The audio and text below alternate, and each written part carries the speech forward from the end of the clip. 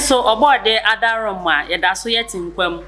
Sɛnea de bia munim no, masama de bia meka sɛ ɛba authenticity dia. Ɛfa news. Ɛne de ɛkɔ so ɛwɔ ɔman mu ho dia. Ɛne na baby baako pɛ ɛna wɔ sɛ wode wo channel no anaasɛ wo subscribe ɛto ɛne Attention TV. Subscribe na like de ɛkɔ so wi a wahyɛ ama wo nua abusua bi nso enya bi ahwɛ. Sɛ ɛbɛyɛ ne nyina yɛbɛhu de ɛkɔ so ɛwɔ ɔman Ghana mu. Efi sɛ wayɛ ɔman bɛyi de ɛsɛw fata sɛ ade bɛkye a wobɛsɔre no. Dia ɛkɔ so ɔman mu anaasɛ ne ɔman ɛkɔ bia no. Wonso wonsa ebetumi aka. Nene ensem a mede brew no enya baako na sempo ye baako mpo emu nsem edɔɔso bebree. Enipakuo bi abom ho adwa ewo social media so Twitter ye frɛ omo fix the country. Fix the country ye nuanom celebrities. Ɛna omuti ɛhyehyɛ aseɛ. Wode nsem ya ba betudwa ɛfa ɔman Ghana yasetena anase de yabrabo esiko efa ho afi nso so galamsey ekum oman na esese ye niama eno so ho nsem egu droben mu a munua ba maame da ko amede eba be esommo ewo Attention TV so eno ti gibre na twɛn me twa me ho na me ba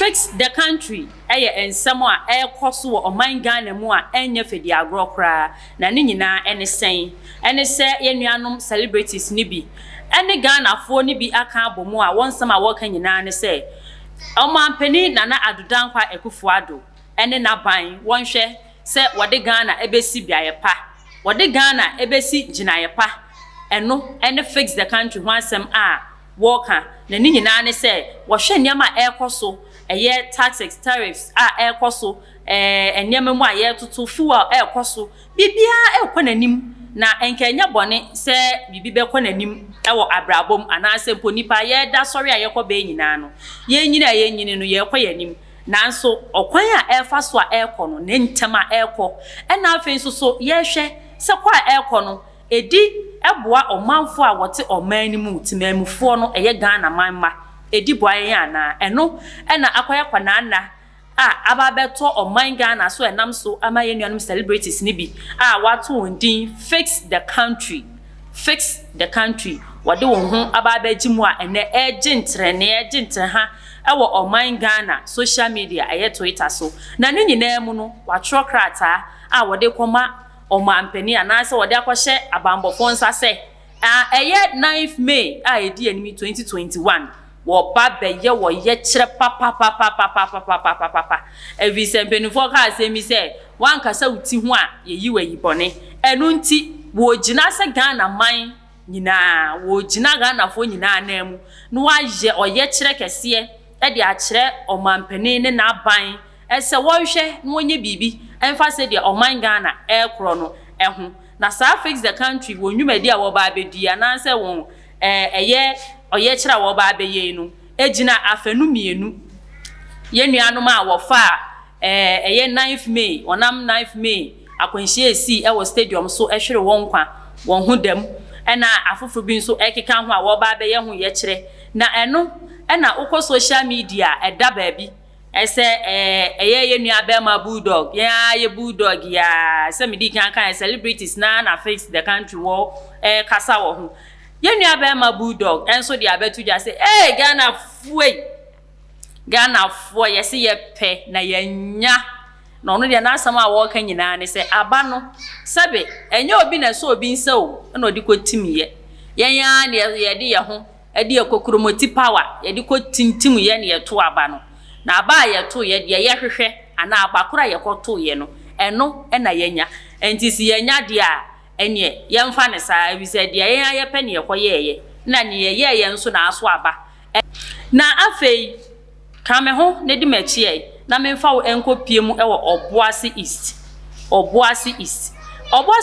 eho na eye former MP edema Obuasi East eye onmunyamfo Edward Enim kasa na ne nsema wo kan nyina ne se enipakuo bi a eye galamsey fuo bi ayo mo ho ayi bi a wodwe ho a wonte ase na ne omo ya ne se wo pe inipa bi a wo ye mmere wa aban ni mu no no ma pesika ene 20,000 ana se 200 bi a ni akeka abom ni e de aba begina wo kon so ene wo bo hu musoji ya se ku ana che se go ahead what they solicit security e de ama wo mo na ye se galamse na ene se ye tuwe ni anopa wi anwumere si ye tuwe ni ne no e na ode abetu dwa se wate from a source say enyama ekoso no na onu ankasa krampo edi hu adanse se wodi bi aba abedan no a onu de opupu ni ti every say onu no anya meresa nanso onim disi bi a wono de esemeka sei wogina mu den otime gye bribe be ye 100,000 efi sa nipakuo yi ho a emma akonya timi beda ho ma wo mo won so otimi etu galamse na enam so a ese yensase ese yensuo enu nti abambofo behwe numa ahwehwe mahu sa nipa wota sa nyamra nsem nyina achi anaze wo ye chiginafo edema nipa bi se ya wo tu galamse e wo oboase is no wode sese yensuo ni yensase efia odo ono so aba be kasa say fix the country Ghana manfo e deserve the best entinis wo kasa so wo man no nyama bi nkoyie e wo mu a eno nkire se wo a wote baabi a bi a yetua wo ka ho tow anaza wo de wasom dwe wunti na wo be pia abonten ya be ka se oh ene ne omo ye ne mfaso oni so ne omo ye ne mfa kwan mu anaza fix the country asema omo ken no nam kwan paso every so no efi odo no ote ho no onya ne bibia free bibia nche de hia ne de enso eno nkire se Ghana manfo nyina no won ho atom so we Ghana man ba de who deserve a right or so we know basic needs enu nte fi odon so aba abonten abeye video e de atudwa e said ya omo ye nyina fix the country omo ye omo ka ho nsem omo kasafa oman Ghana ho nyina no enye hwe human rights asem e na omo ka dia esafata omo se oman bapa ana efata yen se oman bapa ayeti oman ni mu ye behia na ye mayen no enu ho asem e na omo ka na ye kọ ni akohwe video na oye ye no na wa what say the abrofo na ekọ and how do you feel if your children learn on the floor on the rug wa ubetie enti yenko ni yenko hwe video no. Hi everyone, how you guys doing? Good morning. I hope you guys are up and awake. I'm gonna talk for a little bit today. I'm not gonna say too much. If you have a problem that people are campaigning for a better country, then there's something wrong with you. Either you're getting paid to dispute what we're doing, or you're mentally not okay. How can you be okay with children drinking contaminated water with mercury? How is that okay with you? How are you okay with the lack of hospitals and the lack of hospital beds and the whole infrastructure? Like how are you okay with children learning on the floor, on rocks? How are you okay with that? Would you let your children learn on the floor, in the dirt, with rocks? No tables, no chairs? Would you be okay with your children living like that? So why should it be okay for other children to live like that? Like, this doesn't make any sense to me. Why should it be a political agenda because we want better for our nation and for ourselves?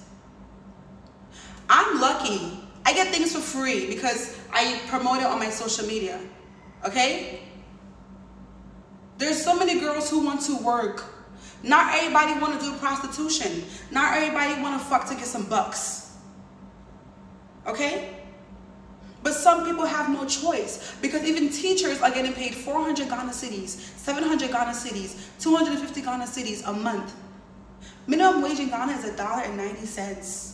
That's not minimum wage, that's slavery. People are working hard for nothing.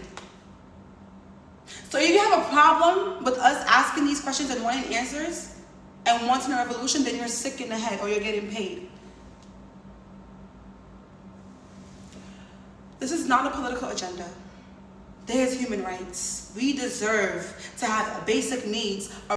ensem wei na me de besom e wo Attention TV so na ne nyina mu no e ma oremfi se wo hwe no obe like no wa share ama wo nua bi nso enya bi na da ne de nyina ye de nsempa nsemde e ba besom wa omo so enya bi ahwe na fe subscribe na abri nyina no nya notification ebe mo wahu dia ekoso na me de mu besi mo somfo ma me da ko ani me da mo ase.